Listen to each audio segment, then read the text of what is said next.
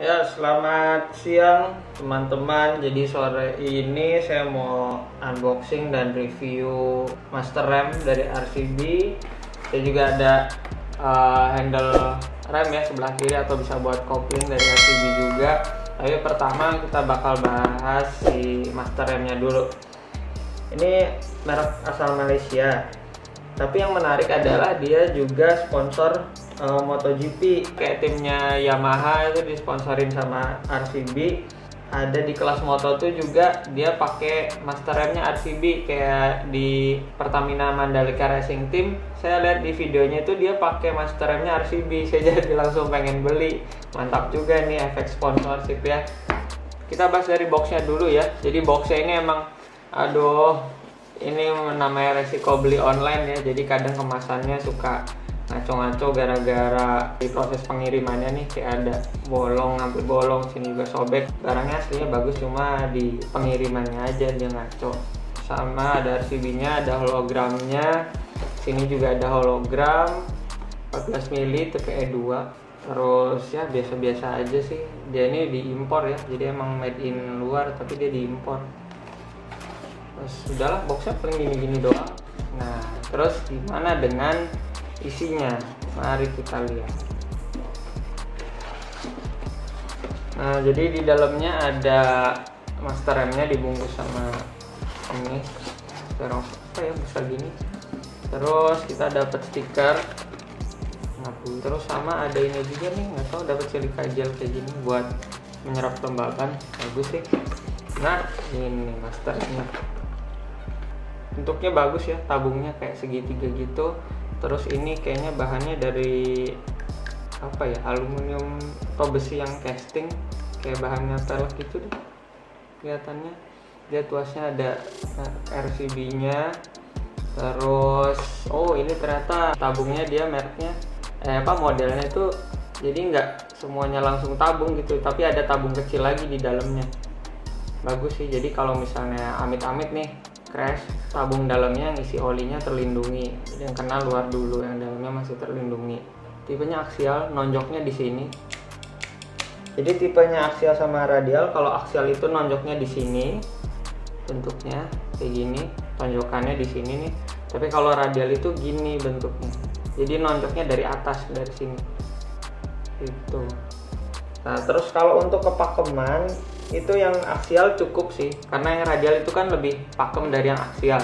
Tapi saya cukup beli yang aksial aja karena untuk motor harian dan nggak ada ABS-nya. Karena kalau nggak ada ABS-nya, kalau remnya itu terlalu pakem, dia bannya bakal ngunci, bakal selip, jadi jatuhnya bahaya. Jadi untuk motor harian dan saya juga nggak ada ABS-nya buat di Vario 150, ya ini cukup sih. Ini udah pakem tapi tidak bakal terlalu pakem kayak gitu. Diameter pistonnya dia ukurannya 14 mili. Ini lebih besar daripada yang standarnya. Yang standarnya tuh kayaknya cuma 12, sekian milimeter deh. Untuk yang kalipernya cuma satu, ini cukup. Saya udah beli kaliper Nissin yang 2 piston sih. Rencana juga semua saya review, tapi belum datang barangnya. Jadi di subscribe dulu biar nggak ketinggalan. Habis ini kalau barangnya datang langsung saya review. Nah, kenapa ini saya dengan 14 mm juga? Karena kalau dia kecil dia nggak bakal gigit, sedangkan kalau dia lebih besar dari 14 mm dia bakal keras dan terlalu pakem kayak gitu. Kalau misalnya cuma cuma 2 piston, kalipernya 1-2 piston 14 mm ini cukup. 4 piston juga 14 mm cukup sih. Tapi kalau mau lebih gigit ya, kalau kalipernya 4 piston ya ambil yang 15 atau 16. Kalau misalnya kalipernya malah 2 nih kanan kiri, kalian aja yang 17 atau 19 mili diameter ininya. Terus kelebihannya lagi dari RCB ininya nih ada bolongan buat spionnya, jadi nggak usah beli bracket lagi buat spion. Terus di ujung handle-nya juga udah ada begininya nih. Jadi amit-amitnya kalau misalnya crash, yang potong tuh nggak sampai sini, tapi ujung ininya doang. Terus handle-nya ini juga saya lihat dijual kok, dijual terpisah, nggak harus sama masternya. Terus ada switch buat remnya, buat lampu rem sini udah ada. Oh ya, harganya ini ada di 350.000 sampai 400.000. Untuk build quality-nya ya saya bilang nggak terlalu bagus-bagus yang sampai gimana gitu. Ada harga ada rupa sih, tapi ya sesuai lah, paling masuk di budget dan barangnya juga udah cakep.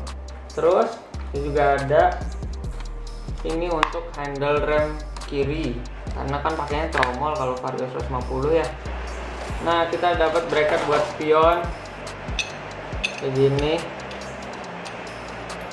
Udah ada bolongan spionnya, bagus. Udah ada switch buat lampu remnya juga. Tapi kekurangannya adalah kalau kalian masang ini di motor kayak Vario atau Beat, ini udah nggak bakal bisa lagi pakai parking brake lock ya, karena kan master remnya udah diganti, sama udah nggak bisa CBS lagi. Tapi menurut saya sih lebih enak kayak gini sih daripada pakai CBS. Jadi kita bisa ngontrol kapan mau pakai rem depan doang, kapan pakai rem belakang doang. Kesimpulannya, apakah barang ini recommended? Jawab saya iya, karena sesuai dengan harganya, malah ya udah bagus banget lah dengan harga segitu. Ini 350 ribuan sampai 400, ini 100 sampai 150 ribu. Dengan barang segitu udah dapat master rem yang desainnya bagus, build quality-nya juga oke, fiturnya juga udah lumayan. Kayak ini tabungnya udah ada tabung dalamnya dan desainnya bagus, dapat lubang spion, diameternya juga udah 14 mm, ini udah cakep banget.